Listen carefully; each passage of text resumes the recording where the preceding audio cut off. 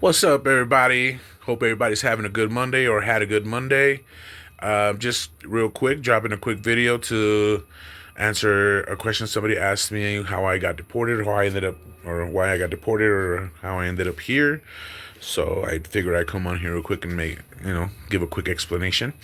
Um, so yeah, 2012, I was on the bus from Georgia to California, and in New Mexico, Las Cruces, New Mexico, there was a checkpoint and Border Patrol got on there and they asked me where I was from.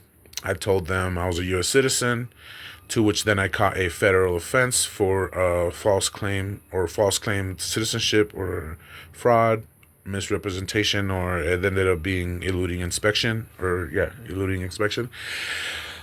So I got taken off of the bus. I ended up doing some time for that offense, and then I ended up doing another 6 months in El Paso, at El Paso. I think it's called EPC. It's an immigration center that they have, like a camp that they have in El Paso, where I did 6 months. But through that false claim of citizenship, I lost this petition that I had already been filed from my mom back in '96. She had always been a resident, never had been a citizen until recently, maybe like till recently, between now and 5 years ago. So she was always just a resident. So that's why we were always just being pushed back, because they give priority to citizenships. They give visa priorities to citizens of the U.S.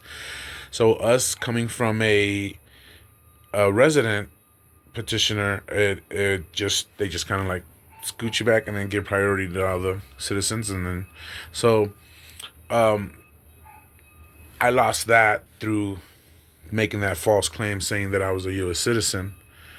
And then when I got released, I almost didn't get released here, back in the U.S.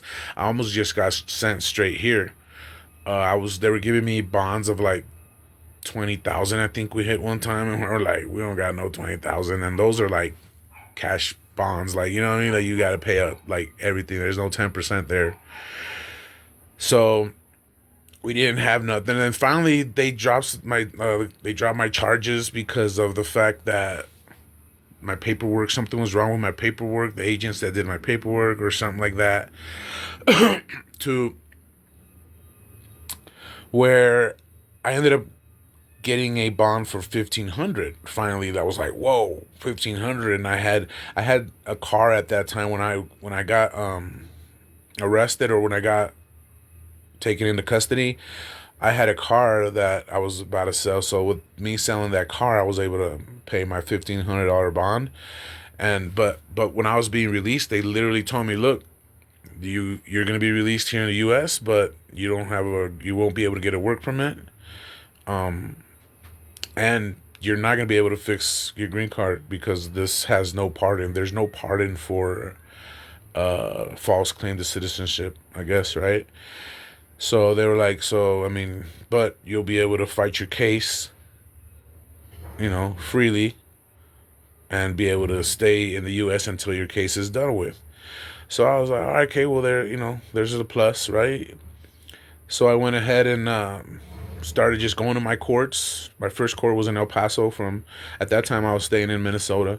I drove all the way from Minnesota all the way to El Paso with my buddy Cap, and yeah, they changed my court from El Paso to Minnesota so that I wouldn't have to drive that far. So for about 6, 7 years, I was just back and forth court, going to court, knowing that the final verdict was going to be going home. I was going to be going home regardless.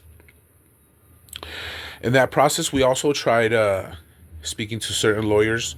Actually, lawyers wouldn't want to take my case because they said it was already a losing case, that because there was no pardon existing for a false claim to citizenship.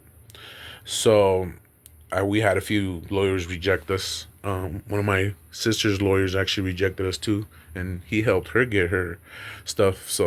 Or she helped her get her stuff straightened out. So yeah, we tried a few things, and it was just, yeah, it was a losing case. We had no, there was no really hope for that.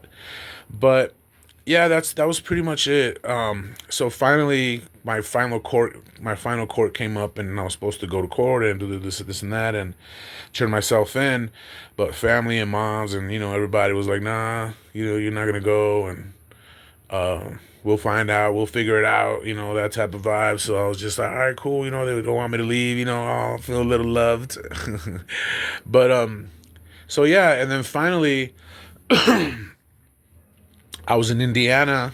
I was doing DoorDash work under one of my buddies' wife's name or whatever. She got me an account, and I was be able to make money that way. And I ended up running into a sting operation of ICE, basically, and they were just racial profiling people with brown skin, and then they would just pull you over for saying that you were going 45 into 40. Technically, they can pull you over for that. In case you guys didn't know, they can pull you over for it, but a lot of cops won't do it because it's too much paperwork for 5 miles over the limit. But this time, yeah, they decided to use that, and they pulled me over. And then, with that being said, I had already had removal proceedings. I was already under deportation, uh, proceedings. So as soon as they ran my name, ICE pulled up, and ta-da! Here I am. But yeah, um, I know a lot of times people, especially with the whole Trump stuff, oh, the criminals and this and that. No, I can't say I was perfect my whole life or anything, but luckily I was smart enough to not get myself caught up ever in anything. So yeah, as far as anything crazy goes, I don't have any drug charges, any violence charges, any type of theft charges. I don't have anything like that on my record, thank God. The only thing I've ever really had was traffic violations, maybe a few tickets, but even those were taken care of, either with time served or just paying the fines. Um, but yeah, as far as uh, you know, uh, criminal record, yeah, I have a pretty decent for being uh, as mischievous as I was growing up, and being as a troublemaker as I was growing up, and getting involved in stuff. It surprises me to know that. I sometimes it makes me mad even to think like I'd rather they would have deported me for the bullshit I did when I was bullshitting, and as opposed to some stupid, oh, because I said I was a U.S. citizen and now I don't have a party. Like, what? But yeah, that's pretty much it. That's that little story there. I just thought I'd go ahead and answer that question real quick, but no shame in my game. Let's go. Blessings.